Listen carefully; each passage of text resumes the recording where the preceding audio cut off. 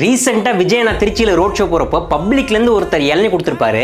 அந்த இளநியை வாங்கி விஜய் நான் குடிச்சிருப்பாரு. அதெல்லாம் ரொம்ப பெரிய விஷயம். யார் என்னன்னு தெரியாமல், என்ன கலந்துருப்பாங்கன்னு தெரியாமல், சுற்றி இருக்கிறவங்களாம் நம்ம மக்கள் அப்படின்னு நம்பி அந்த இளநியை வாங்கி குடிச்சிருப்பாரு.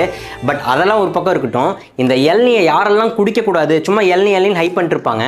ஸோ இந்த இளநியை யாரெல்லாம் குடிக்கக்கூடாது அண்ட் உங்களுக்கு தெரியாத விஷயங்களை இளநியை பற்றி இந்த வீடியோவில் சொல்கிறேன். சேவ் பண்ணி வச்சுக்கோங்க. அதுக்கு முதல்ல நீங்கள் டீஹைட்ரேஷன் பற்றி தெரிஞ்சுக்கணும். இதுதான் உங்களோட பிளட் வெசல், ரத்த குழாய்னு வச்சுக்கோங்க. ஹீட்டுனால சம்மர் சீசனில் இந்த ரத்த குழாயில் இருக்க ஃப்ளூயிட் எல்லாத்தையும் நம்ம ஸ்வெட்டில் லூஸ் பண்ணுவோம். ஸோ சம்மரில் நம்ம ஹீட்டுனால லூஸ் பண்ணி ஒரு டீஹைட்ரேஷன் ஆகிறோம்ல, அதை சரி பண்ணுறதுக்கு எலக்ட்ரோலைட்ஸ் வேணும். அதுலேயும் ஒரு முக்கியமான எலக்ட்ரோலைட்ஸ் வந்து சோடியம். இப்போ இந்த இளநீல சோடியம் இருக்குது, ஆனால் கொஞ்சம் கம்மியாக தான் இருக்குது. இதில் முக்கியமாக இருக்கிற எலக்ட்ரோலைட் பொட்டாசியம்.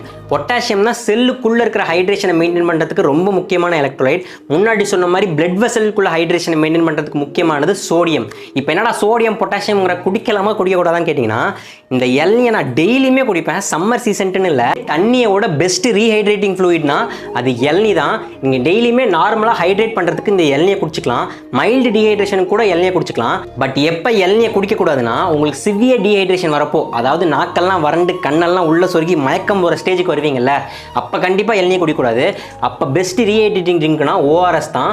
இதில் தான் கரெக்டான அளவு சோடியம் இருக்கும். உங்களோட பிளட் வால்யூமை ரிப்ளனிஷ் பண்ணுறதுக்கு இந்த ORS தான் கரெக்டான ஃப்ளூயிடு. அண்ட் உங்களுக்கு கிட்னி டிசீஸ் ஏதாச்சும் இருந்தாலும் கண்டிப்பாக இளநீ அதிகமாக குடிக்கக்கூடாது. பிகாஸ் பொட்டாசியம் அதிகமாகி ஹார்ட் ரிதம்ஸ் கூட மாறதுக்கு சான்ஸ் இருக்குது.